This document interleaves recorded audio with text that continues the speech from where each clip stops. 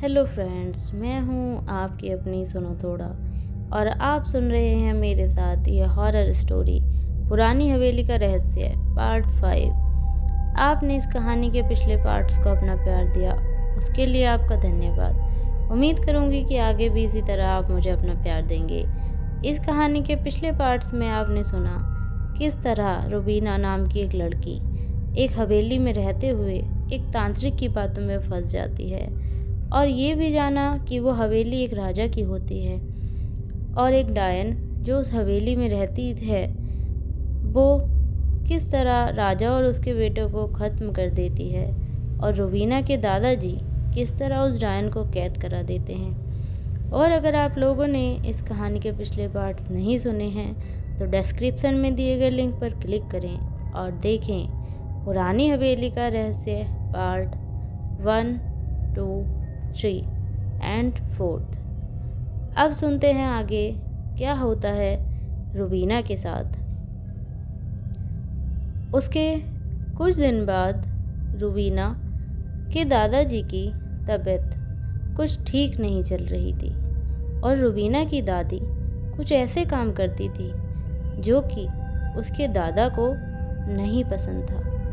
इन बातों की वजह से वह बहुत चिंतित रहने लगे और उनकी तबीयत उन दिनों कुछ ठीक नहीं चल रही थी, जिसकी वजह से उनकी मृत्यु हो गई। रुबीना की दादी उसी कमरे में रहती थी जिस कमरे में वो किताब रखी थी जिसके बारे में हमने लास्ट स्टोरी में जाना था। रुबीना के लिए उसकी दादी ने कई भूतों और पिशाचों की कहानियों की किताबें भी रखी थी, जिनमें से रुबीना की दादी उसको कहानियाँ सुनाया करती थी। रुबीना बहुत परेशान होती है और घूमते घूमते वो अपनी दादी के कमरे में जाती है और कमरे में जाकर उन किताबों को देखती है। उनमें से एक किताब उसके दादाजी की होती है। उसी किताब के पास एक और किताब होती है जो होती है काले जादू की। वो वही किताब होती है जो तांत्रिक को चाहिए थी। रुबीना को किताब पढ़ने का बहुत शौक था।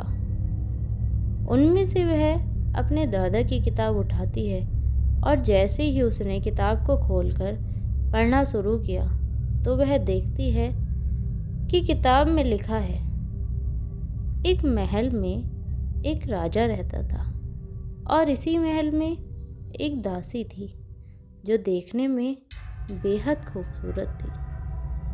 एक दिन राजा अपने बाग में टहल रहा था, तभी उसकी नज़र उस दासी पर पड़ती है और वह उसे बहुत पसंद आ जाती है। अब राजा किसी न किसी बहाने से उस दासी को देखता है और अपनी हवेली में बुलाता है। इन सब चीज़ों से वह दासी बहुत परेशान हो जाती है और वह जिससे प्यार करती है उसको ये सब बातें जाकर बता देती है। कौन था वो जिससे वो औरत प्यार करती थी? सुनते रहिए मेरे साथ। आइए अब आगे देखते हैं। जिस इंसान से वो औरत प्यार करती थी वो कोई और नहीं था बल्कि वो था जुनैद, राजा का बेटा। जब जुनैद को ये सब पता चलता है वो बहुत आग बबूला हो जाता है, और जुनैद कहता है ठीक है, अगर ऐसी ही बात है तो हम यहाँ से कहीं दूर भाग के चले जाएंगे।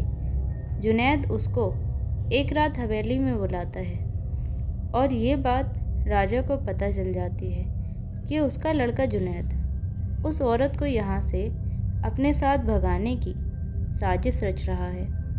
अब ये बात सुन के राजा बहुत क्रोधित हो जाता है और वो एक योजना बनाता है। अगली रात जुनैद और वो औरत भागने की योजना बनाते हैं, और जुनैद उस औरत से कहता है कल जैसे ही रात का दूसरा पहर शुरू हो तुम हवेली में आ जाना। और वो औरत अगली रात हवेली में आ जाती है और जुनैद का इंतज़ार करती है। लेकिन राजा को ये बात पहले से ही पता थी, इसलिए वो जुनैद को किसी काम में फंसा देता है, और राजा उसी रात हवेली में खुद जुनैद की जगह पहुंच जाता है और वो औरत जुनैद का वहां इंतज़ार कर रही थी।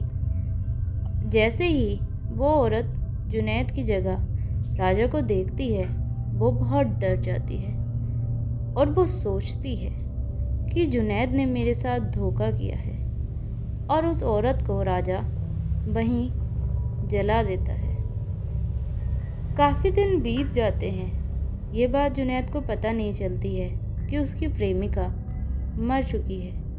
राजा ने जुनैद को जो काम दिया था वह उसको पूरा करके जब हवेली में जाता है और काफ़ी देर तक इंतज़ार करता है। इंतज़ार करने के बावजूद उसकी प्रेमिका नहीं आती है, तो वह यह सोचता है कि उसकी प्रेमिका ने उसे धोखा दिया है।